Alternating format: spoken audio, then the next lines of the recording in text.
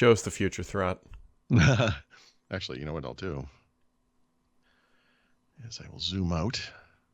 Look at you. Zooming out. He has zoomed out, folks. This is...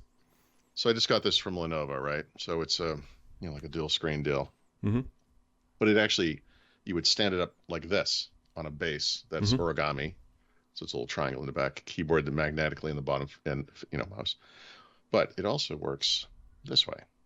So you could again sit it down on the base. So it's like two screen either way. The keyboard and the pen kind of wrap up in this neat little origami thing, like I said. So it's a little 13 inches, I guess. It's a little more to kind of keep track of, than with a laptop, because the whole thing is like, you can see this or not, like all the stuff. It's like stuff, But this might be the answer to your Surface Neo dreams. I was going to say, you know what that reminds me of? That reminds me of a piece of hardware you'd commit to making while Microsoft was building the Surface Neo in the background, saying we're going to have an optimized software experience for you, and then they cancel the software experience, and you still have the hardware and got to do something with it. So, yeah, it's still early days. I just got it last night, and I spent all of an hour with it maybe, but there's a complexity to the configuration possibilities.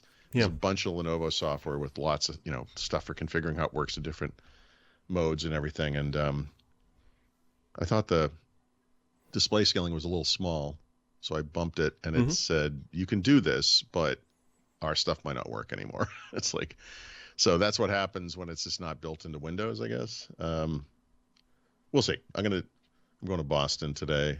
I think I'm going to take it. I just don't throw it back. Yeah. It's not going to be the only thing I take. I can tell you that.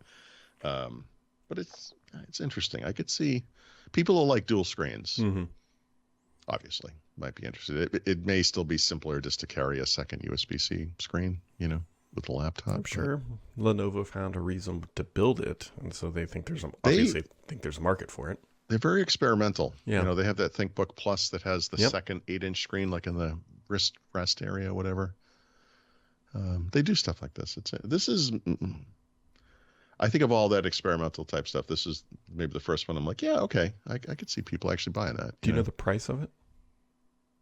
No, I'm sorry. They announced it at CES. I don't even know the exact name of it. It's a Yoga 9i, I think is the name of it. Because I'm going to go with it's probably not cheap. No, it's good. My wife asked me the same question because she was like, oh, that's kind of interesting. Yeah, Yoga Book 9i. I was like, it's got to be at least $2,000, right? It's got to be. Well, Bing gave me nothing. No, of course, because you use Bing. A lot of times now I go to, it's like this product's out of stock, so you don't even get to see what the price is. But it's OLED displays, 13th gen Intel. Doesn't say the price, so that doesn't. Small. It starts at $2,100. Yeah, that's not cheap right. For. Well, it's two 13-inch displays for starters, right? Yeah, I mean, yeah. Interesting. They have a lot of interesting stuff coming out like this. Meeting different form factors, whatever. Hey, good for them. Good for them for trying. I can't fault them for putting that out. It's a pretty machine. Like the metal, the construction of it is really nice. Well, good. The construction of you is very nice.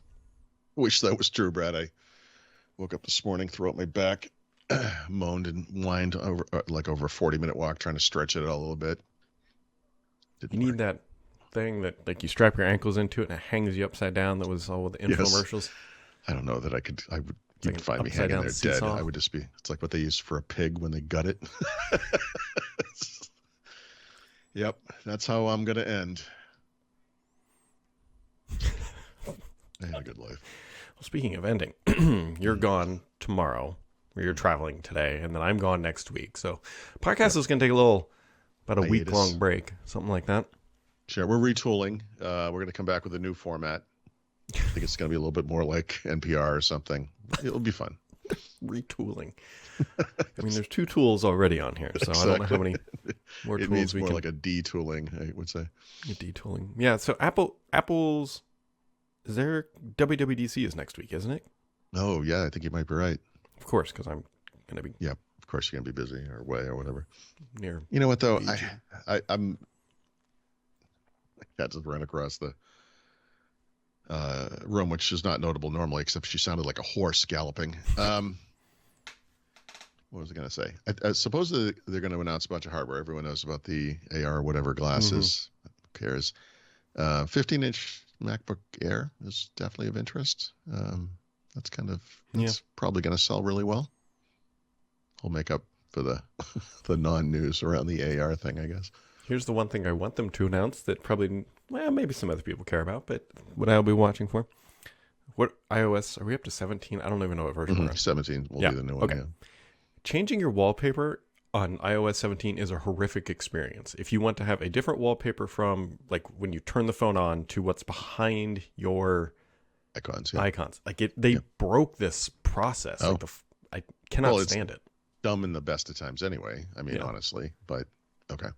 Anyways, are you expecting that to change in iOS 17? Is that one of the things? Yeah, they changed the way it's performed in iOS 17 or 16 because they added 16, like the background thing. I can't even think of where you can have like the numbers in front of the objects or whatever, like the depth. Oh yeah. Yep, on the lock screen. Yep. Which fine, I like that stuff, but it's just if I want to change just the image behind my icons, it's a pain in the butt. Yeah.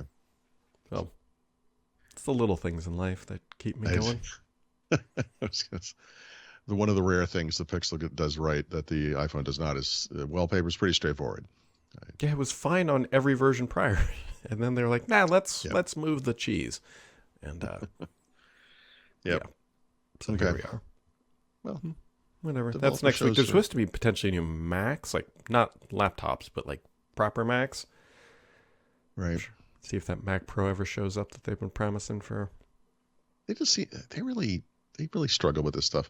It'd be very easy for them just to come out and say, look, the M whatever series processors are just Pro. So if you want a Pro version of an iMac or whatever, just get it with that chipset in it with 64 gigs of RAM or whatever. Mm-hmm. You're good. Like, what's the difference? Like, I feel like they could meet the needs of most of their customers just by doing that kind of thing. Is it like an add-on card issue or?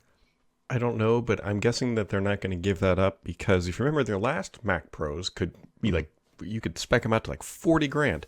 There's a lot of margin when you're specking out a computer to 40 grand. And so Apple's probably thinking, look, we can sell these things 20, 30 grand again. And people bought them. Yeah, but it's going to be a tough sell if it has to have an Intel Inside sticker on the outside, Oh, yeah, there's no way. They just can't. Yeah, so they got to figure that out. I think that's the problem. Yep. Figuring out extendability or expandability. Yeah. Well, we'll see what they do. And we'll be back in just a little bit. Have a good vacation. That's the hope.